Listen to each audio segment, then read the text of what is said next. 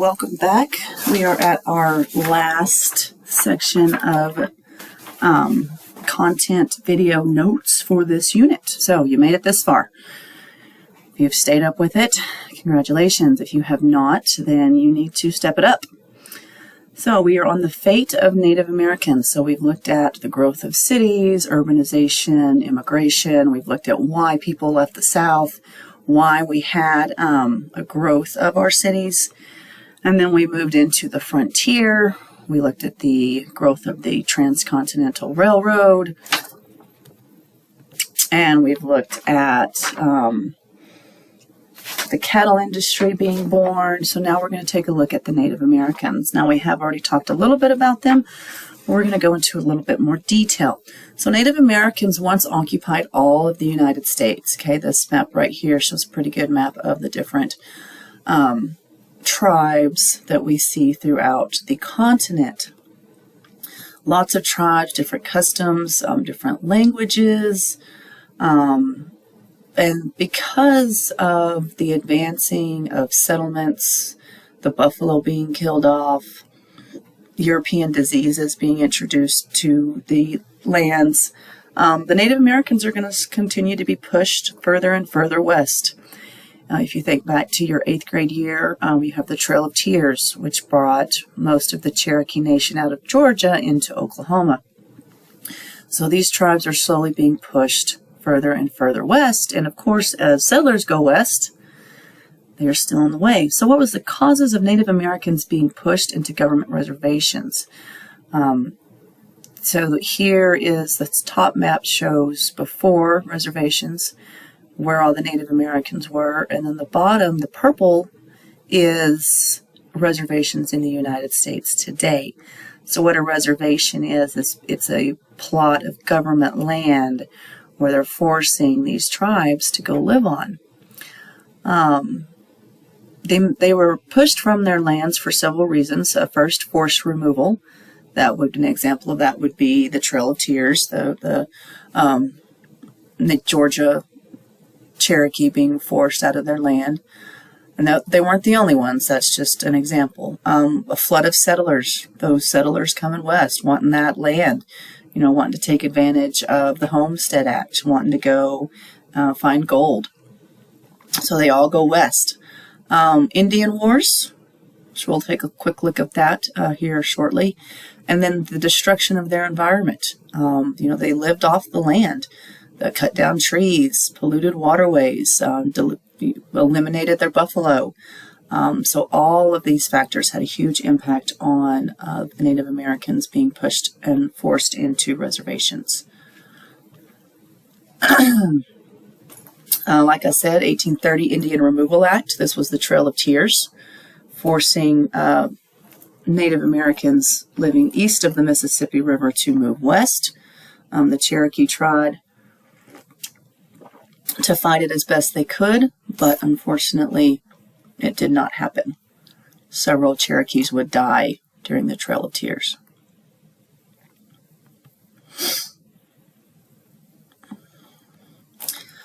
So what caused settlers and the United States government to take Native American lands? Well, pretty much everything we've been talking about in this whole unit. The expansion of the railroad is going to be a cause of it. The Homestead Act.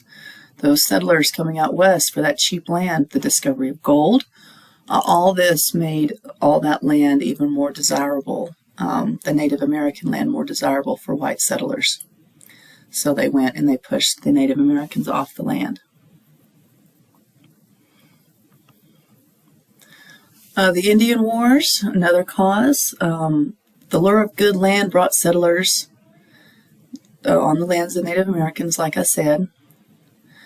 And Union troops were stationed in forts along the frontier, so war. These Union troops, they fought many wars with the Indians of the Great Plains and the Southwest. So after the Civil War, our Union troops, our American troops, what they would be called after the Civil War, are going to fight these Indians along the Great Plains, so where we are, and other portions of the Southwest. And these Indians would lose ultimately, and they not only lost their land, but they're going to lose their way of life when they're forced onto those reservations.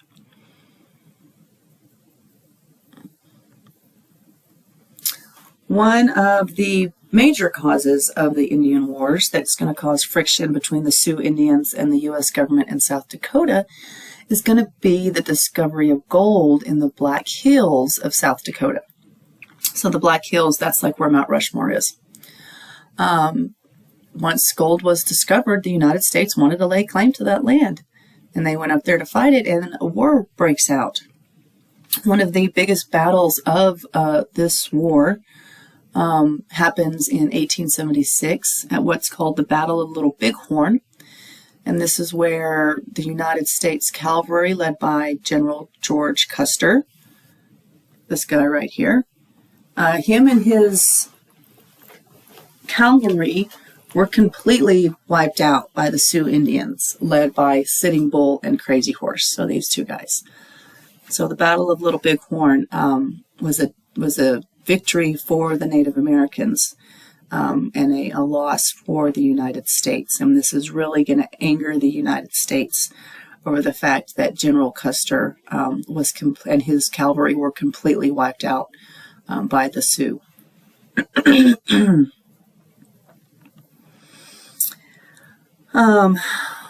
With reservations and forcing Native Americans into these reservations, we also get what's called Americanization and assimilation. Now, Americanization is adapting to the mainstream culture of America, and assimilated or assimilation kind of goes hand in hand with it, and it's adopting the culture of a nation or group. So assimilation is more general terms of it. Americanization is adapting to the mainstream American culture. Now, we looked at the term assimilated when we talked about immigrants, and we talked about how the children of immigrants were some of the first to really assimilate into the American culture. Part of this Americanization, we are going to get what is called the Dawes Act. And your question described the Dawes Act, including how it attempted to assimilate Native Americans. What the Dawes Act is basically its goal was to abolish the Native American tribal unit, or their way of life. So Native Americans lived in a tribe, and they all had a job, and they all took care of each other. They had what we call communal living, so everyone grew food for the community. You took care of the community. You were not an individual. You were part of the tribe. But what the Dawes Act does in 1887 is it breaks up native land into 160 acre sections. And they hope that what this does is that they'll go to these Native Americans and say, okay, we're going to give you 160 acres and you're going to become a farmer. And this is going to be for you to take care of you and your family. You're not part of a tribe anymore. So they wanted them to assimilate to the white culture of owning one's own land instead of the land belonging to everyone in the tribe. So think back to when we talked about like the Oklahoma Sooners. All of those were white settlers, and it was a huge deal to be able to own land.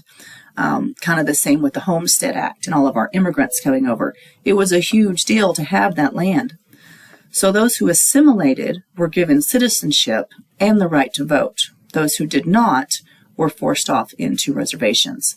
So the goal was it attempted to completely destroy the Indian culture. This right here actually shows, this is President Grant chomping away at the Native American lands. How were Native Americans Americanized or assimilated into U.S. culture? Well, they were forced. The U.S. government took legal measures such as outlawing traditional religious ceremonies. And then they're also going to establish Native American boarding schools. And at these boarding schools, these Native Americans were forced to give up their culture and to adapt to the American culture. So if you take a look at these two images, and any of these two images right here also, this before and after, this is the same man. So he's in traditional Native American dress. He has the traditional long hair. His ears are pierced. He's wearing jewelry. And then if you look here, he has given up that culture and turned to the white culture. He's cut his hair. He's wearing, American Western white settler clothes. These Native Americans were also forced to give up their name. They couldn't speak the language. And they completely eliminated all aspects of their culture and tried to force them to become Christians, and force them to take on the white man's ways. Now, doing this, it didn't put them in the category as being a white settler. They were still Native Americans. They had just given up their culture and accepted America. Some other aspects of Americanization. So this is your next question. How was assimilation attempted at the Carlisle Indian Industrial School? I know this is a lot, guys. Listen to what I'm saying, read over it, and summarize. You just need to have a good overview of what took place at this school. So this was the Carlisle Indian Industrial School. It was open from 1979 to 1918, and this was the first boarding school for Native Americans. They learned traditional subjects, so reading, writing, math, and received vocational training. So they learned to pick up a trade. During the summer, a lot of times they were exploited, though, and they were sent to work with farmers for little to no money. They were forced to speak English. They had to attend Christian religious services, and they had to abandon all of their Native American cultures. Once students returned to the tribal homes, they were expected to induce assimilation. So they were expected to tell their fellow, or I guess you would honestly say former tribe members, that assimilation was a good thing. But in reality, once they returned, they really were alienated. There were several documentations of abuse suffered by students at the boarding school. And the last residential boarding school didn't actually close until 1973. So that's not the Carlisle Indian Industrial School. That's just the last one that we know of that was open, that was a boarding school for Native Americans. And again, the purpose of it was for them to get rid of their Native American culture and accept the American culture. With the reservations, there was resistance. And with this forced assimilation, there was resistance. So in 1889 to the 1890s, we have a Native American prophecy called the Ghost Dance Movement. And what this movement was is many Native Americans, the Lakotas, Sioux, they believed that by performing this ghost dance, which was a series of ceremonies and songs, that it would bring back all the dead Indians, and it would return the buffalo herds. They believed by performing this dance, a natural disaster would strike, and it would sweep away all the white settlers. And then the Indian way of life could return to how it was before European contact. This was very enticing to the Lakotas. I mean, they saw it as a way to resist. They suffered these poor conditions on the reservations, and people like Sitting Bull, they were ready to resist the policies, so they took up these dances. Now, people reacted to these dances. One way, the white settlers believed this was a threat, that this movement was a threat to U.S. Indian policy, and that this was going to be the start of a huge Native American revolution. They were going to rise up. So our president at the time, President Benjamin Harris, he's going to send the U.S. Army to put down the movement. And his first act of doing that is he wants to go and arrest Sitting Bull, because he was one that was enticing the Lakotas to start this movement. So they're going to send Indian reservation police, so Native Americans living on the reservation who have been assimilated, accepted into a American culture, and they are reservation police, so they work for the government, and they go to arrest Sitting Bull. Well, when they arrest him, they end up accidentally shooting him. So December 15th, 1890, some of his warriors tried to stop him from being arrested, and in doing so, Sitting Bull was killed. And this was devastating to the Lakota Nation and to other Native American tribes. And what happens, so let me go back. So he dies December 15th, 1890. So a couple weeks later, December 29th, 1890, we get what's called the Battle of Wounded Knee, or the Wounded Knee Massacre. The 7th Cavalry of the U.S. Army go and disarm a group of Lakota. A weapon discharges. We don't know who shot first, causing the military to fire. And they continue to fire. The U.S. Army is going to kill an estimated 250 to 300 Lakota Native Americans, most of which were unarmed women and children. And this battle, the Battle of Wounded Knee, marks the end of the Indian Wars. And we're going to watch a quick video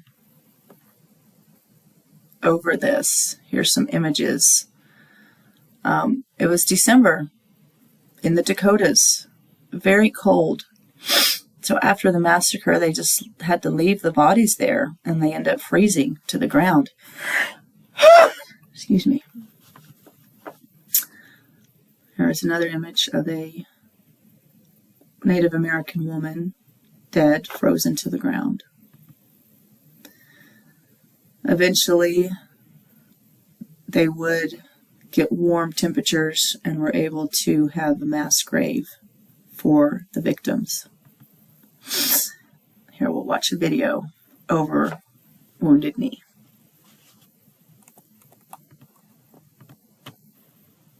The Plains Indians struggled to survive until the incident that finally defeats the Great Sioux Nation. Wounded Knee is a great scar on the American landscape. December 29th, 1890. The last band of independent Sioux surrendered beside Wounded Knee Creek. As the cavalry disarms them, a gun goes off accidentally.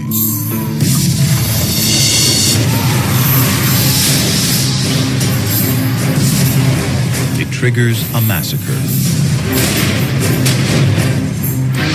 Within minutes, over 200 Sioux warriors, women, and children are dead.